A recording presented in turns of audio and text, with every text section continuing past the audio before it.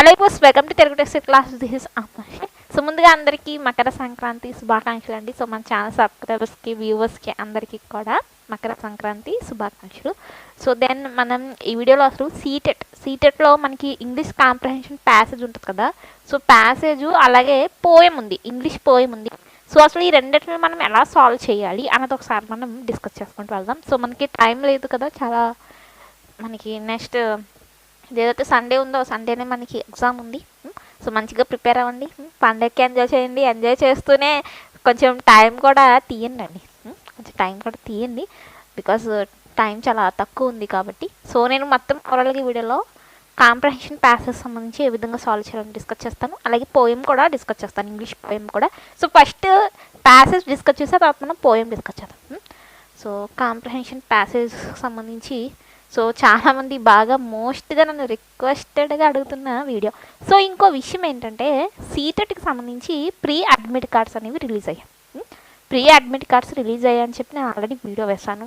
ఎలా డౌన్లోడ్ చేసుకోవాలి అని చెప్పి నేను లింక్ కూడా ఇవ్వడం జరిగింది. So channel first time visit చేస్తే తప్పకుండా ఛానల్ సబ్స్క్రైబ్ చేసుకోండి. సబ్స్క్రైబ్ చేసి బెల్ ఐకాన్ యాక్టివ్లో ఉంచండి.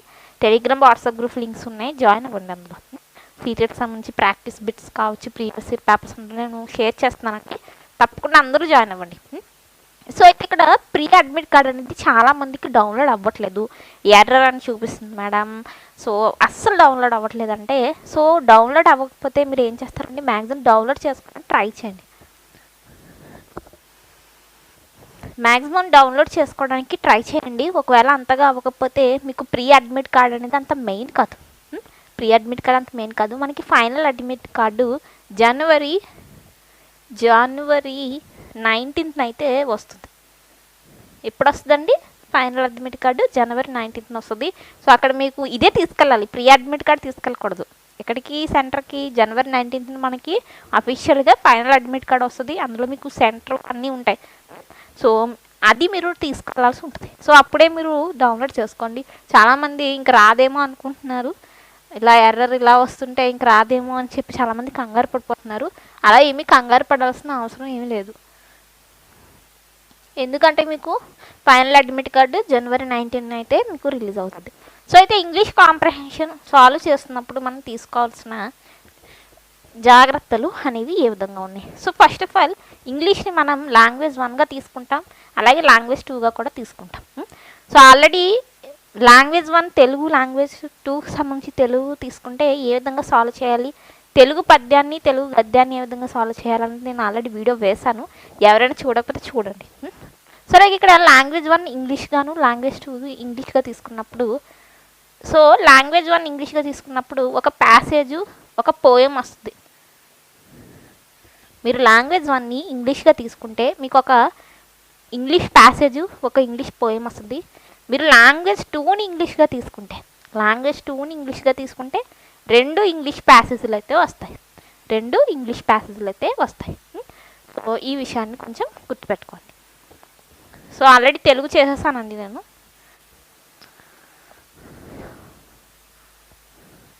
సో దెన్ అసలు ఇంగ్లీష్ కాంప్రహెన్షన్ ప్యాసేజ్ సాల్వ్ చేస్తున్నప్పుడు మెయిన్గా మీరు గుర్తుపెట్టుకోవాల్సిన అంశాలు ఏంటి? సో పీడిఎఫ్ నేను టెలిగ్రామ్, వాట్సాప్ గ్రూప్లో షేర్ చేస్తాను. ముఖ్యంగా ముందు read questions first. Comprehension passage అన్న వెంటనే చాలా లెంతీగా ఉంటుంది మనకి సీటెట్లో కావచ్చు, టెట్లో కావచ్చు, డిఎస్సిలో కావచ్చు.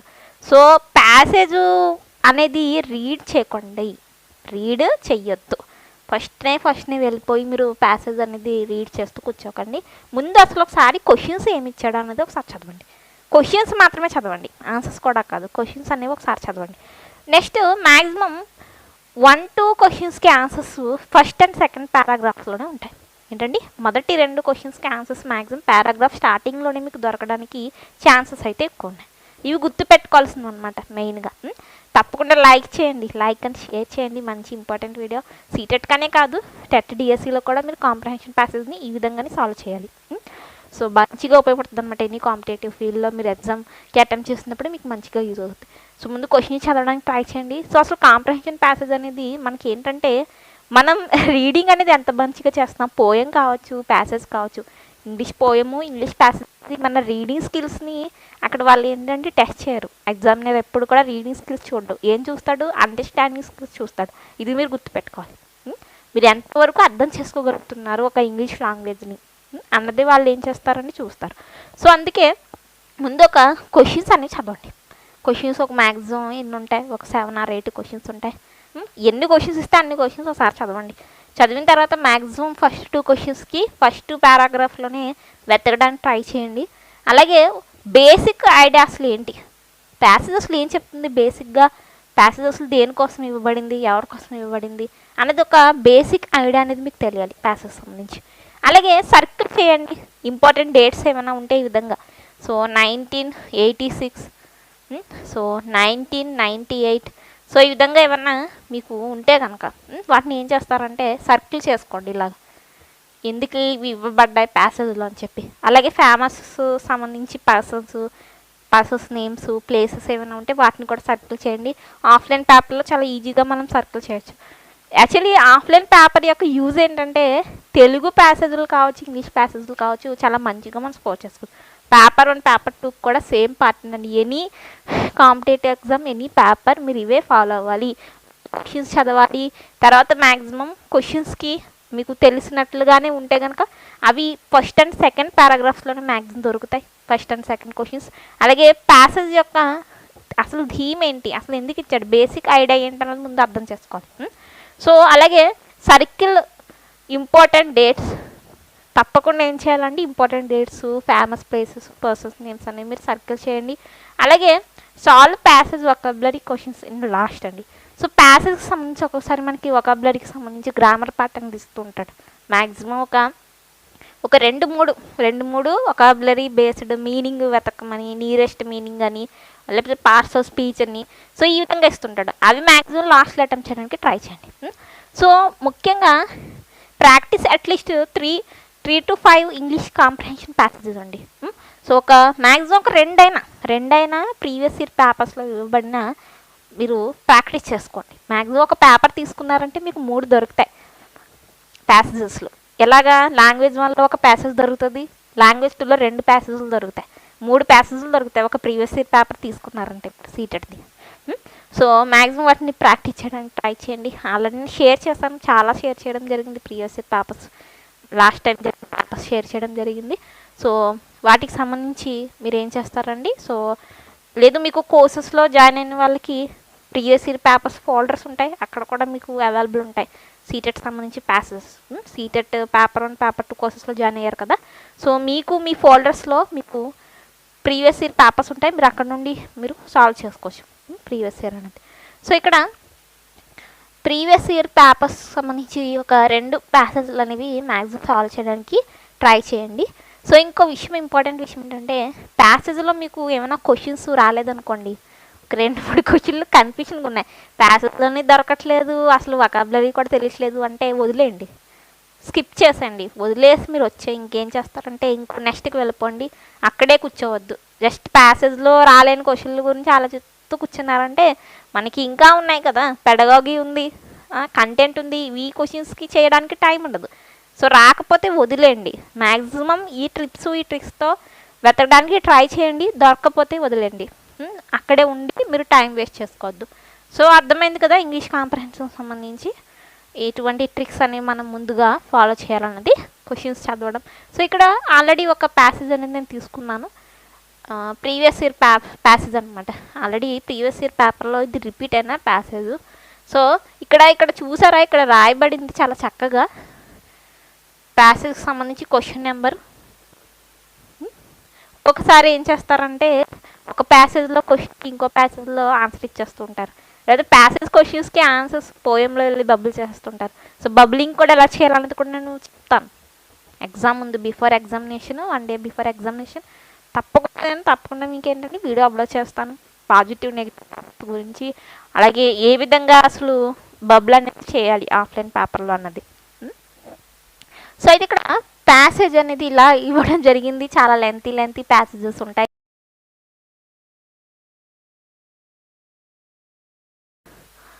Read the following sentences. So ఇక్కడ ఇవ్వబడిన క్వశ్చన్స్ ఒకసారి చూద్దాం. సో ఇక్కడ మీకు క్వశ్చన్స్ అనేవి ఏమి ఇవ్వబడ్డాయి,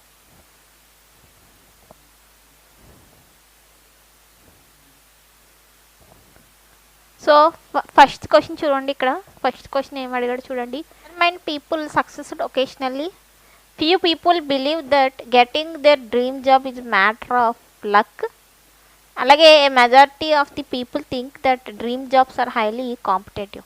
సో ఈ విధంగా మనకి 3 స్టేట్మెంట్లు ఇచ్చాడు. సో అంటే ఇక్కడ క్వశ్చన్ చదివిన వెంటనే మీకు ఏం అర్థమైంది, ఇక్కడ ఇవ్వబడిన ఏదైతే ప్యాసేజ్ ఉందో ఆ ప్యాసేజ్ జాబ్ సీకర్స్ గురించి చెప్తుంది, జాబ్ గురించి తెలియజేస్తుంది అనమాట.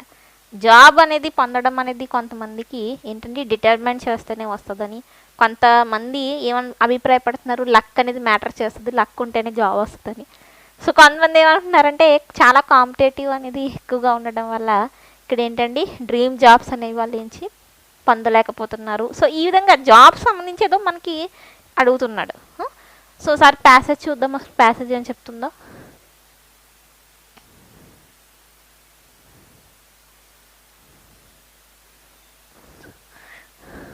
సో మనకి ప్యాసేజ్ కూడా అదే చెప్తుంది చూడండి. A majority of people think that the dream job is too hard to achieve. So ఇక్కడే వచ్చేస్తుంది స్టేట్మెంట్ సి. స్టేట్మెంట్ సి చెప్తుంది కదా ఇది, a majority of people think that the dream job is too hard to achieve. So నేను comprehension tricks చెప్పినప్పుడు మీకు ఏం చెప్పాను, ఫస్ట్ క్వశ్చన్కి ఆన్సర్ మ్యాక్సిమం పారాగ్రాఫ్ స్టార్టింగ్లోనా లేదా సెకండ్ పారాలో దొరికేస్తుందని చెప్పాను కదా. చూడండి ఇక్కడే మనకి దొరికేస్తుంది, a majority of people think that their dream job is too hard to achieve. So ఇదేంటి స్టేట్మెంట్ సి అండి. So correct, according to passage is correct. అలాగే ఇక్కడ మనకి believe that it is all a matter of luck. So అలాగే ఇక్కడ ఏం believe చేస్తున్నారు, luck అనేది చాలా మ్యాటర్ని ప్లే చేస్తుంది అని కూడా ఏంటి వాళ్ళు అయితే బిలీవ్ చేస్తున్నారు. అలాగే a really determined person will always success. So ఇక్కడ విల్ ఆల్వేస్ సక్సెస్డ్ అన్నాడు, ఏంటి విల్ ఆల్వేస్ సక్సెస్డ్ అన్నాడు. కానీ మనకి స్టేట్మెంట్లో ఏం చెప్తుంది, విల్ ఆల్వేస్ సక్సెస్ అని ఇవ్వలేదు స్టేట్మెంట్. చూడండి ఇక్కడ స్టేట్మెంట్ చూడండి, స్టేట్మెంట్ సి ఈజ్ కరెక్ట్ అండి. స్టార్టింగ్లో ఉంది majority of the people think that dream jobs are highly competitive అని స్టార్టింగ్ పారాగ్రాఫ్లోనే వాళ్ళు ఇచ్చారు. సో సి అనేది కరెక్ట్, సి ఈజ్ కరెక్ట్ అండి. సో సి ఈజ్ కరెక్ట్, ఇక్కడ మాత్రమే ఉంది సి ఈజ్ కరెక్ట్. సో మనకి ఇక్కడ సి అనేది కరెక్ట్ కాబట్టి ఇక్కడ ఆప్షన్ 2A మనకి ఇక్కడ కరెక్ట్ అవ్వాలండి. బికాజ్ ఎందుకంటే ప్రతి ఆప్షన్లో కూడా సి అనేది ఇన్కరెక్ట్ ఇవ్వబడింది. చూడండి C is incorrect, C is incorrect, C is incorrect. చూసారా ఎంత లాజిక్గా ఉందో చూసారా. మీరు ముందు ప్యాసేజ్ చూసిన వెంటనే క్వశ్చన్ చూసిన వెంటనే అయ్యో బాబోయ్ ఇంత పెద్ద పెద్ద స్టేట్మెంట్లు ఏంటి, ఇంత పెద్ద పెద్ద ప్యాసేజ్లు ఏంటి అనుకుంటారు. కానీ ఇక్కడ చూసారా ఈ ఏదైతే ఇక్కడ స్టేట్మెంట్ ఉందో ఈ స్టేట్మెంట్ మనకి ఫస్ట్ స్టార్టింగ్లోనే దొరికేస్తుంది. ఇక్కడ ఏంటి స్టార్టింగ్లోనే దొరికేస్తుంది. మీరు చూడండి చెక్ చేయండి, పీడిఎఫ్ చెక్ చేయండి తర్వాత కావాలంటే. A majority of people think that the dream job is too hard to achieve to competitive and believe that it is all a matter of luck. So మనకి ఇక్కడ ఏంటంటే ఇక్కడ మెజారిటీ ఆఫ్ పీపుల్ ఏం చేస్తున్నారండి, ఎందుకు రావట్లేదు, కాంపిటేటివ్ వల్లే jobs రావట్లేదు అని వాళ్ళు అనుకుంటున్నారు. సో వేరే 2 ఆప్షన్లు చూద్దామన్నా లేవు కదా అక్కడ ఆప్షన్స్లో. చూడండి బి స్టేట్మెంటు అలాగే ఏ స్టేట్మెంట్కి సంబంధించి ఇక్కడ మిగిలింది మనం చూద్దామన్నా సి అనేది ఇన్కరెక్ట్ అయిపోతుంది. సో మనకి ఇక్కడ ఏంటి ఆప్షన్ 2 అనేది మనకి ఇక్కడ కరెక్ట్ అయింది. నెక్స్ట్ చూడండి why is it not easy to predict the needs of society. So మనం ఎందుకు సొసైటీ యొక్క నీడ్స్ని ప్రిడిక్ట్ చేయలేకపోతున్నాం. Job seekers don't take appropriate career decisions. Job seekers career decisions సరిగ్గా తీసుకోలేకపోతున్నారా, లేకపోతే employees only seek graduates who are knowledge. So కేవలం ఎవరికైతే నాలెడ్జ్ ఉందో వాళ్ళకే జాబ్స్ వస్తున్నాయా. The needs of the employees and economy are changing at fast pace. Next నుండి 4th because there is a lack of densities in the society. ఏం చెప్తుందో చూద్దాం. Second question maximum second పారాగ్రాఫ్లో ఎతకడానికి ట్రై చేయండి. ఫస్ట్ క్వశ్చన్కి answer మనకి first paragraph దొరికింది. సెకండ్ చూడండి, చూడండి ఇక్కడ దొరికింది మీకు. So the needs. సో ఇక్కడ నేను ఇంకొకటి మెన్షన్ చేయలేదు కాంప్రహెన్షన్ ప్యాసేజ్ ట్రిక్స్లో. సో క్యూస్ అనేవి మనకి కొన్ని కనిపిస్తుంటాయి. ఏంటి సో క్వశ్చన్స్కి ఆన్సర్స్ చేస్తున్నప్పుడు మనకి ప్యాసేజ్లో ఏంటండి ఒక రకమైన క్యూస్ అనేవి మనకు కనిపిస్తాయి. ఆ క్యూస్ని కూడా మీరు ఫైండ్ అవుట్ చేసుకుని క్వశ్చన్స్కి ఆన్సర్స్ ఇవ్వాలి. లైక్ మనకి డేట్స్ ఎలా ఉన్నాయో, ఫేమస్ పర్సన్స్, ఫేమస్ ప్లేసెస్ ఎలా ఉన్నాయో, అలాగే ఇవి కూడా. సో నీడ్స్ అనేది మనకి క్వశ్చన్లో మెన్షన్ చేశాడు. సో నీడ్స్ అనేది మనకి ఏంటంటే ఎకానమీ చేంజ్ వెరీ క్విక్గా ఎకానమీ చేంజ్ అది నిజమే కదా. సో ఇప్పుడు చేంజ్ అవుతున్న పరిస్థితులను బట్టి మనకి ఏంటంటే ఇక్కడ సొసైటీ నీడ్స్ని మనం ఫుల్ఫిల్ అయితే చేయలేకపోతున్నాం. సో నీడ్స్ అనేది క్యూ మనకి దొరికింది, ఒక క్యూ అనమాట. సో ఈ క్యూస్ ద్వారా కూడా మనం క్వశ్చన్స్కి ఆన్సర్ చేసుకోవచ్చు. సో ఇక్కడ మనకి నీడ్స్ అడిగాడు కదా, వస్తున్నాడు అండి చూడండి. ఫాస్ట్ ఫేస్లో ఎకానమీ అనేది చేంజ్ అవుతుందని చెప్పి పారాగ్రాఫ్లో ఉంది. సో మనకి ఇక్కడ ఆప్షన్ 3 అనేది మనం చూజ్ చేసుకోవాలి. సో నెక్స్ట్ చూడండి. So A job seeker who likes challenges should keep his head down. This means so ఇక్కడ ఎవరైతే జాబ్ సీకర్స్ ఛాలెంజెస్ని ఎదుర్కొంటున్నారో వాళ్ళ హెడ్ అనేది ఎప్పుడు డౌన్గానే అవుతూ ఉంటుంది, ఎప్పుడు ఏంటంటే నిరుత్సాహపడుతూనే ఉంటారు అన్నది ఏంటి అసలు a situation. So walk away in anger. So యాంగర్లో ఉండడం వల్ల అలా జరుగుతుంటుందా, లేకపోతే bow down his head, avoid troublesomes and some situation or comfort challenging situation. So ఎటువంటి సిచ్యువేషన్లో జాబ్ సీకర్స్ వాళ్ళ తలలు దించుకొని వాళ్ళ లైఫ్ అనేది అలా వెళ్ళిపోతుంది వాళ్ళకి అని చెప్పి ఒక రకంగా ఇక్కడ క్వశ్చన్ అడిగాడు. చూద్దాం. జాబ్ సీకర్స్ అండి, క్లూ గుర్తుపెట్టుకోండి. జాబ్ సీకర్స్ అనేది మనకి ఎక్కడ ఉందో చూద్దాం అండి. జాబ్ సీకర్స్ అనేది వర్డ్. సో ఇక్కడ చూడండి, జాబ్ సీకర్స్ అనేవాళ్ళు ఎక్కువగా మనకి ఏం చేస్తున్నారండి. So limited by the choices they made at college, they make think that because they studied marketing. So అలాగే ఇక్కడ మనకి ఏంటండి లిమిటెడ్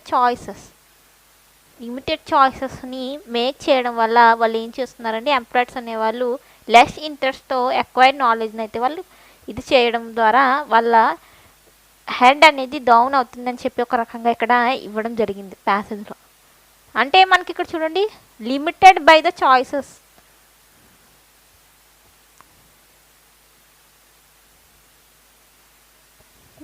సో ఏంటి వాళ్ళ చాయిసెస్, ఛాలెంజెస్, సిచ్యువేషన్స్ ఫేస్ చేయడం వల్ల వాళ్ళు ఏం చేస్తున్నారు, వాళ్ళ ఛాలెంజెస్ని వాళ్ళు ఏమిటండి ఛాలెంజింగ్ సిచ్యువేషన్స్గా మార్చుకుంటున్నారు అనమాట. ప్రతిదీ జాబ్ తెచ్చుకోవడం అనేది ఒక నిజంగానే ఒక ఛాలెంజ్ ప్రతి ఒక్కరికి కూడా. So what advice does the writer not given employment seekers in పారా 3. ఇక్కడ చెప్తున్నాడు అనమాట. పారా 3లో అసలు ఎటువంటి అడ్వైస్ అనేది ఇవ్వలేదు ఎవరికి, ఎంప్లాయ్మెంట్ సీకర్స్కి అని చెప్పిన. ఇవ్వలేనిది మనం ఫైండ్ అవుట్ చేయాలి. డైరెక్ట్ వాళ్ళే చెప్పేశారు పారా 3 అని. సో పారా 1, పారా 2 నెతకండి, పారా 3లోనే నెతకండి. రైటర్ ఇవ్వలేనిది ఏమిటి చూడండి. పారా 3 అని చెప్తుంది. Of course if it is a very tough time economically it is hard to find employment. Right, ఎకనామికల్గా చాలా టఫ్ టైమే. సో అందుకే మనం ఏంటంటే జాబ్స్ని ఫైండ్ చేయడం చాలా ఇదిగా ఉంది. అయితే ఇక్కడ మనకి ఎందుకు అంటే రిజెక్షన్స్ అనేవి ఎక్కువ జరుగుతున్నాయి జాబ్ ఆఫ్టర్ గ్రాడ్యుయేటింగ్. సో ఏమైనా గ్రాడ్యుయేటింగ్ మనం ఒక డిగ్రీ అనేది కంప్లీట్ చేసినా, లేకపోతే ఏమైనా ఒక కోర్స్, వొకేషనల్ కోర్స్ అని చేసినప్పుడు రిజెక్షన్ అనేది మనకి ఎక్కువ కనిపిస్తుంది. అలాగే దీన్ని కంటిన్యూస్ అండి చూడండి. ఇక్కడ paragraph continues. Must never give up, be prepare to work hard for long hours without necessary climbing of the career leaders. So ఇక్కడ మనకి ఈ విధంగా ఏంటంటే మనకి ఎక్కువగా మీకు జాబ్ రావడం కష్టమైనప్పటికీ మీరు నెవర్ గివ్ అప్గా ఉండండి, అసలు మీరు వెనక్కి తగ్గద్దు, అలాగే ప్రిపేర్ అవుతూ ఉండండి. ఈ విధంగా ఇతను మాట్లాడుతున్నాడు ఇక్కడ అంటున్నాడు. క్వశ్చన్ 15 ఏమడుస్తున్నాడు అండి, ఇవ్వలేనిది ఏమిటి అనేసి అన్నాడు. సో ఇక్కడ పైన నేను చదివిన దాంట్లో ఎక్కువ అవర్స్ ప్రిపేర్ అవ్వండి అని ఉంది కదా పారాగ్రాఫ్లో, ఇది ఇచ్చాడు పారాగ్రాఫ్ 3లో. అలాగే నెవర్ గివ్ అప్ అని మెన్షన్ చేశాడు. మీరు నెవర్ గివ్ అప్గా ఉండండి. సో ఎప్పటికీ గివ్ అప్ చేయకండి, మీ డ్రీమ్ జాబ్ని మీరు అచీవ్ చేయడానికి కోసం మీరు కొనసాగుతుండండి మీ ప్రయాణంగా అన్నాడు. అలాగే పేషెన్సీ ఉంచండి. ఈ మూడట్ల గురించి పారాగ్రాఫ్ 3లో చెప్పారు, కానీ డిజెక్టెడ్ బై రిజెక్షన్ అనే ఒక వర్డ్ ఇక్కడ మనకి యూజ్ చేయలేదు. కేవలం రిజెక్షన్ వర్డ్ యూజ్ అయింది, కానీ డిజెక్ట్ చేయండి రిజెక్షన్ అని అక్కడ పారాగ్రాఫ్ 3లో అక్కడైతే మెన్షన్ చేయలేదు. సో ఇక్కడ మెన్షన్ చెయ్యింది, రైటర్ ఏం చెప్పడం లేదు. ఈ మూడట్ల గురించి చెప్తున్నాడు రైటర్, బట్ దీని గురించి ఆయన రైటర్ చెప్పలేదు పారాగ్రాఫ్ 3లో. సో మనకి ఆప్షన్ 1 అనేది కరెక్ట్ అవుతుంది, బికాజ్ అడిగింది ఏంటి, నాట్ అడిగాడు. ఈ విధంగా మీరు చూసుకోవాల్సి ఉంటుంది ఆన్సర్ చేస్తున్నప్పుడు. నెక్స్ట్ చూడండి. The underline word parts of speech in the following sentence. So మనకి ఇక్కడ పార్ట్స్ ఆఫ్ స్పీచ్ వచ్చింది, మెజారిటీ అలాగే హార్డ్ అనేవి ఏంటి. సో మెజారిటీ అంటే ఏంటంటే మనకి, హార్డ్ అంటే యాడ్వర్బ్. సో హార్డ్ అనేది యాడ్వర్బ్ కదా, ఇది ఈజీగా ఒకటి తెలిస్తే చాలు. మిగిలిన దేంట్లో కూడా మనకి యాడ్వర్బ్ ఈ రెండిట్లో లేదు, ఇందులో ఉంది మళ్ళీ. కానీ ఇక్కడ యాడ్వర్బ్ ముందు, దీనికి ముందు ఏదో ఉంది కదా, సో అందుకు ఇక్కడ ఇది యాడ్వర్బ్ ఉంది, ఇది మ్యాక్సిమం ఏమవుతుంది, నౌన్ అవుతుంది అనమాట. మెజారిటీ అనేది యాడ్వర్బ్ కాదండి, ఓన్లీ మనకి హార్డ్ యాడ్వర్బ్ సంబంధించి చూడండి నేను ఇచ్చాను ఇదే పీడిఎఫ్లో. మెజారిటీ అనేది ఏంటి, నౌన్. గ్రూప్ ఆఫ్ పీపుల్ గురించి మనం మెజారిటీలో చెప్తాం కదా.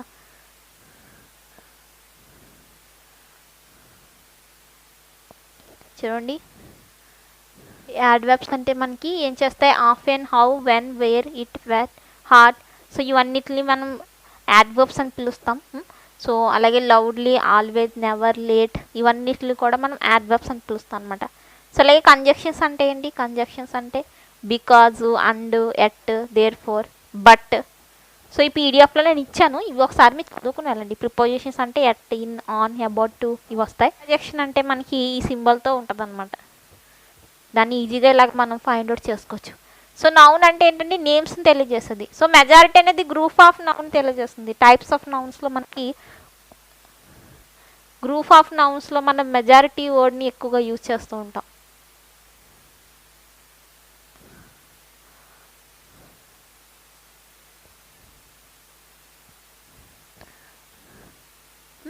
సో ఇది నౌన్ కాబట్టి, ఇది యాడ్వర్బ్ కాబట్టి, సో ఫస్ట్ నౌన్ సెంటెన్స్ వచ్చింది, తర్వాత యాడ్వర్బ్ సెంటెన్స్ వచ్చింది. ఆప్షన్ 4 అని మనకి ఇక్కడ కరెక్ట్ అవుతుంది. ఇది కూడా చూసుకోవాలి, యాడ్వర్బ్ ఉంది కదా అనేసి థర్డ్ ఆప్షన్ తీసేసుకోకూడదు, ఎందుకంటే యాడ్వర్బ్ అనేది తర్వాత వచ్చింది, ముందు నౌన్ గురించి చెప్పాడు, అలా చూస్ చేసుకోవాలి. నెక్స్ట్ రండి, జాబ్ సీకర్స్ ఫీల్ లిమిటెడ్గా ఫీల్ అవుతున్నారు by the choice they made at colleges. So ఏంటండి, వాళ్ళు ఏదైతే తీసుకున్నారో, ఏదైతే కాలేజీలో తీసుకున్న గ్రూప్ని బట్టి, బాబోయ్ గ్రూప్కి అసలు జాబ్లే లేవు, సో ఈ విధంగా ఫీల్ అవుతున్నారు. సో ఫీల్ లిమిటెడ్కి ఫ్రేజ్ ఏంటి, లిమిటెడ్ అంటే ఏంటండి, కన్స్ట్రైన్డ్. టు ఫీల్ కన్స్ట్రైన్డ్, లిమిటెడ్గా ఉండడం అంటే ఏంటంటే కన్స్ట్రైన్డ్గా ఉండడం. సో ఇది మొత్తం మీరు ఫేజెస్ గురించి చదివితే కానీ మీరు ఈ క్వశ్చన్స్కి ఆన్సర్ చేయలేరు అనమాట. సో ఫేజెస్ గురించి మ్యాక్సిమం చదువుకొని వెళ్ళాలి. సో ఫేజెస్ అనేవి మనకి మీనింగ్ఫుల్ ఫేజెస్కి సంబంధించి మనం చదువుకుని వెళ్తే ఇది మనం ఈజీగా అయితే మనం ఏం చేయొచ్చు, ఆన్సర్ అయితే చేయొచ్చు. సో మ్యాక్సిమం ఫేజ్ సంబంధించి మీకు క్వశ్చన్స్ తెలియకపోతే మ్యాక్సిమం స్కిప్ చేసేయండి, టైం వేస్ట్ చేసుకోండి అక్కడ. ఇంకో విషయం ఏంటంటే ఈ ప్యాసేజెస్లో పోయమ్స్ అనేవి రిపీటెడ్ రావు, అన్సీన్ వస్తాయి. కేవలం మన ఏంటి అండర్స్టాండ్ స్కిల్స్ ఎంతవరకు ఉన్నాయి ఇంగ్లీష్ లాంగ్వేజ్ మీద అన్న విషయం మీదే, దీనికి సపరేట్గా మీరు ఏమీ ప్రిపేర్ అవ్వాల్సిన అవసరం లేదు, ఏంటి ప్రాక్టీస్ చేయాలి. నెక్స్ట్ అండి, read the following statements and choose the correct option. So assertion reason ఇచ్చాడు, అసెషన్ రీజన్ మనకి వచ్చేస్తుంది. సో అసెషన్ రీజన్కి సంబంధించి క్వశ్చన్ అండి. చూడండి, it is quite easy to get a job immediately after graduating from university. So ఇది ఇచ్చాడు చూడండి, ఒక యూనివర్సిటీలో మీరు డిగ్రీ పూర్తి చేసిందంటే మీకు వెంటనే జాబ్ వచ్చేస్తుంది అనేసి అంటుంది అసెషన్. సో ఇదేంటి, డిగ్రీలు పూర్తి చేసి పిహెచ్డీలు చేసినా జాబులు రావడం చాలా కష్టం కదా. సో అసెషన్ మనకి ఇక్కడ ఏంటంటే ఇన్కరెక్ట్గా ఇచ్చాడు. అలాగే ద ఎకనామిక్ సినారియో ఇది regarding job generation is difficult. Yes, according to ప్యాసేజ్లోనే మనకి మెన్షన్ చేశారు, ఎకనామికల్ చేంజెస్ వల్ల మనకి జాబ్ తెచ్చుకోవడం అనేది చాలా చాలా కష్టమైపోతుంది. So R is correct, A is incorrect. So option 3 is correct అండి. సో ఈ విధంగా మనం ఆన్సర్ అయితే ఇవ్వాలి. Learning is the trade from the bottom up means. So very easy question, passage కూడా చూడాల్సిన అవసరం లేదు దీని గురించి. బాటమ్ అప్ అంటే ఏంటండి, ఆల్రెడీ డిస్కస్ చేస్తాను నేను మీకు తెలుగులో చెప్పాను బాటమ్ అప్ అప్రోచ్ గురించి. బాటమ్ అంటే ఏంటండి, లో టు హై. బాటమ్ అంటే ఏంటి, లో టు హై వైపుకి వెళ్ళడం. బాటమ్ డౌన్ అంటే మనకి హై టు లో అవుతుంది. సో బాటమ్ అప్ అంటే ఏంటంటే కింద నుండి పైకి వెళ్ళడం అనమాట. నెక్స్ట్ నుండి complete the word analogy. So ఇక్కడ ఎక్స్పెక్ట్లీ ఇచ్చి అన్ఎక్స్పెక్ట్లీ ఇచ్చాడు. సో రిజెక్షన్ అంటే ఏంటి, మీరు రిజెక్ట్ అయ్యారంటే దానికి ఆపోజిట్ ఏంటి, సెలెక్షన్. సో ఆప్షన్ 4 అనేది correct. Rejection means selection. So ఇది కాంప్రహెన్షన్ ప్యాసేజెస్ మీరు ఈ విధంగా మీరు సాల్వ్ అయితే చేయాల్సి ఉంటుంది. సో దాన్ని ఇప్పుడు మెయిన్గా పార్ట్స్ ఆఫ్ స్పీచ్ చదువుకుని వెళ్ళండి ఒకసారి.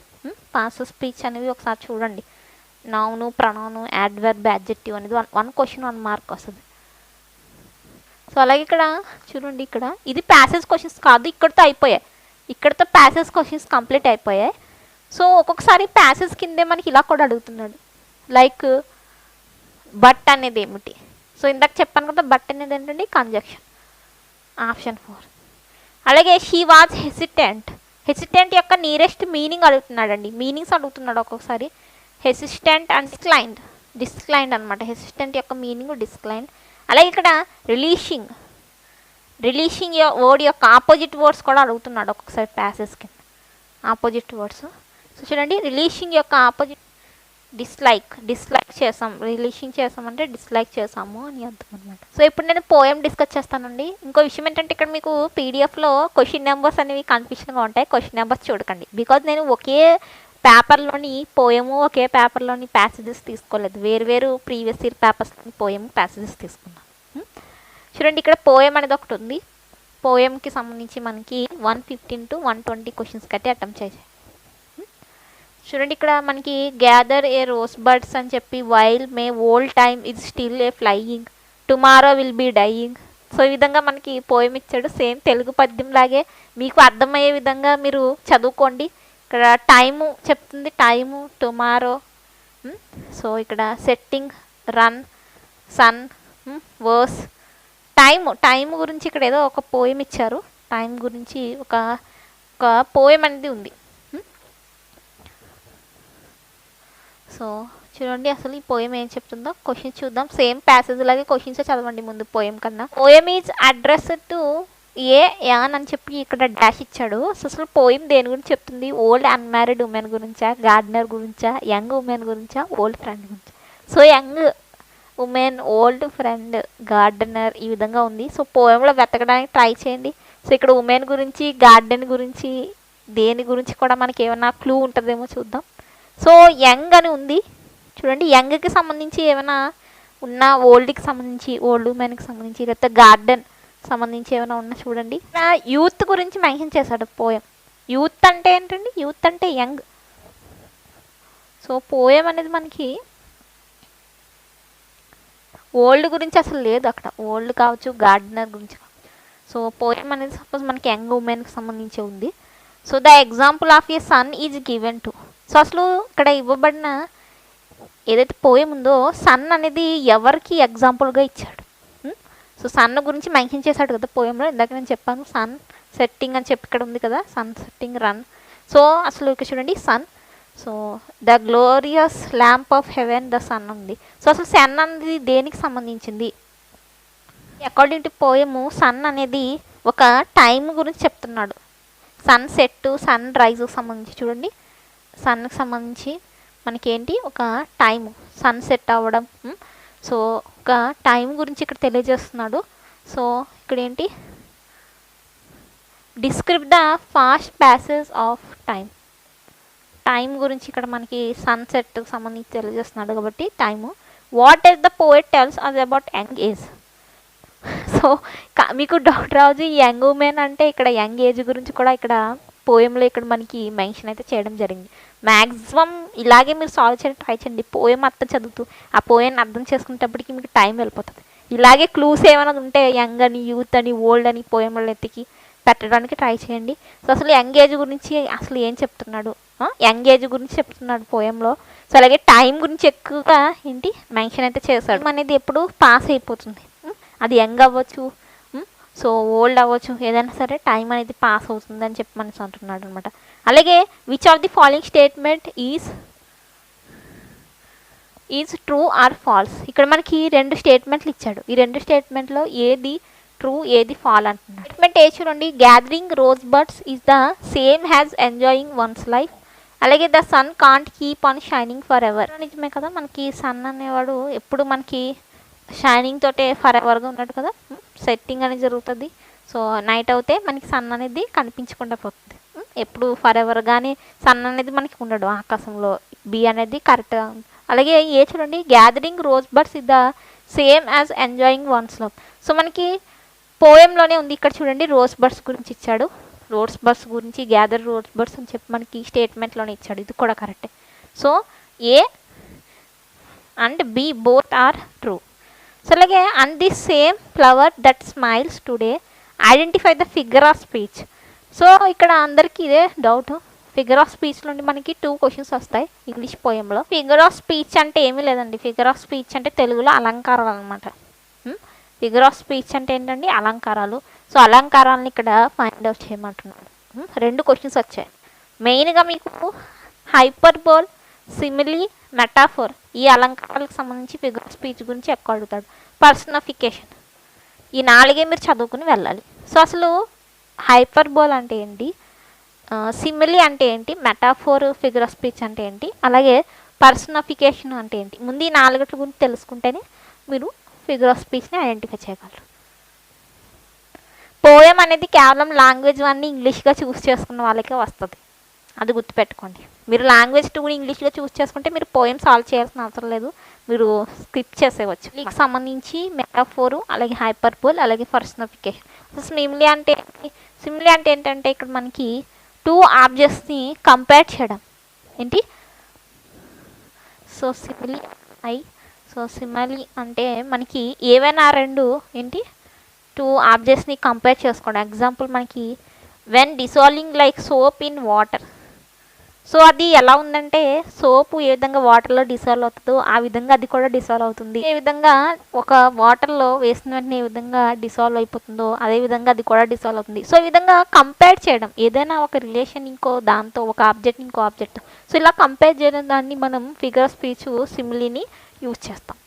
మెటాఫోర్ అంటే ఏంటంటే accept based on analogy based on metaphorical mean. అంటే ఏంటండి, John is a goat. So ఈ విధంగా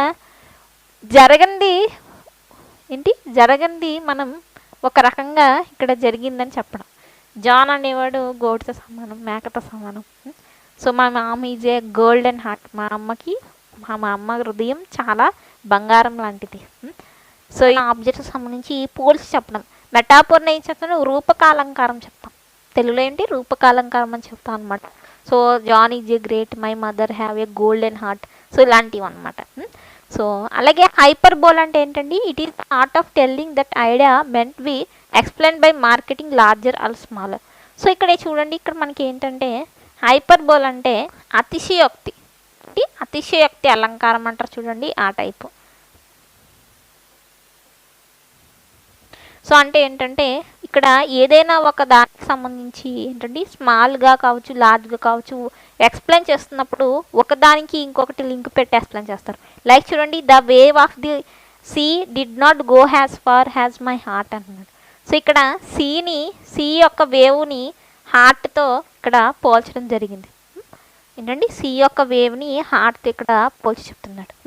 సో అంటే ఏంటంటే ఏదైనా ఒక సందర్భంలో దాన్ని కూడా ఏంటి, ఒక స్మాలర్ దాన్ని లేదా ఒక లార్జర్తో, లేదా ఒక లార్జర్ దాన్ని ఒక స్మాలర్తో ఇక్కడ పోల్చి చెప్తున్నారు అనమాట. దీన్ని హైపర్బోల్ అంటారు. అతిశయోక్తి చేస్తాడు, హైపర్బోల్ అంటాడు. సో పర్సనిఫికేషన్ అంటే ఒక పర్సన్ని, ఇద్దరు పర్సన్ని, ఒక హ్యూమన్ అలాగే ఒక నాన్ హ్యూమన్ని కంపేర్ చేయడాన్ని మనకి పర్సనిఫికేషన్ అంటాడు. సో ఇక్కడ మనకి పోయంలో ఏమిచ్చాడు చూడండి, the same flower that smiles today. So flowers అనేవి ఎక్కడైనా నవ్వుతాయా? ఫ్లవర్స్ ఎక్కడైనా నవ్వుతాయా? కానీ ఇక్కడ ఫ్లవర్ అనే ఒక ఏంటంటే ఫ్లవర్ని నవ్వుతుంది, ఈరోజు నవ్వుతుంది ఏంటి, ఫ్లవరు స్మైల్ చేస్తుంది ఏంటి అని చెప్పి మనకి ఇక్కడ ఇవ్వడం జరిగింది. అంటే ఇక్కడ ఏంటంటే అతిశయోక్తి చెప్తాడు. హైపర్బోల్ అతిశయోక్తి అలంకారం అంట, hyperbole figure of speech. So జరిగినట్లు ఇక్కడ చెప్పడం జరిగింది. అలాగే identify the figure of speech in the glorious lamp of heaven. The sun ఏంటండి, హ్యూమన్ మేడ్. అలాగే సన్ అనేది నాన్ హ్యూమన్ మేడ్. సో ఇదేంటండి పర్సనిఫికేషన్ సంబంధించిన ఫిగర్ ఆఫ్ స్పీచ్. సో అలాగే ఇక్కడ చూడండి, ఒక్కొక్కసారి మీకు ప్యాసేజ్లో ఇలాంటివి వస్తుంటాయి, ప్యాసేజ్ ఆర్ పోయంకి సంబంధించి. And I realized how travelling solo was అని చెప్పి ఒక అండతో ఒక ఫ్రేజ్ వచ్చిందంటే అండి, అండతో మీకు ఏమైనా వచ్చిందంటే అది ప్రిన్సిపల్ అవుతుంది అనమాట. యాడ్వర్బ్ అవ్వదు, నాన్ అవ్వదు, యాడ్జెక్టివ్ అవ్వదు, అది ఎప్పుడు ప్రిన్సిపల్ అవుతుంది. ఇక్కడ బట్ చూడండి, బట్ అంటే ఏంటంటే బట్ అనేది కంజంక్షన్. సో ఇవి మెయిన్గా అన్ని ప్రీవియస్ ఇయర్ పేపర్స్ చూసిన తర్వాత నేను చూసినవి ఏంటంటే మెయిన్గా మనకి ఇవే ఉన్నాయి. పార్ట్స్ ఆఫ్ స్పీచ్ మీరు మంచిగా చదువుకోవాలి. ఫిగర్ ఆఫ్ స్పీచ్కి సంబంధించి చదువుకుని వెళ్ళాలి. మీరు లాంగ్వేజ్ 1 ఇంగ్లీష్గా తీసుకుంటేనే ఫిగర్ ఆఫ్ స్పీచ్ చదవండి, లేకపోతే వద్దు. సో ఇది ఓవరాల్ వీడియో. సో మెయిన్గా మీరు ఏం చేస్తారంటే ఒక 2 to 3 పేపర్స్ ప్రీవియస్ పేపర్స్ అనేవి సాల్వ్ చేయండి. సాల్వ్ చేస్తే మీకే అర్థమవుతుంది ఎలా చేయాలి ఏంటని. సో వీడియోని తప్పకుండా లైక్ చేయండి. Then thank you for watching.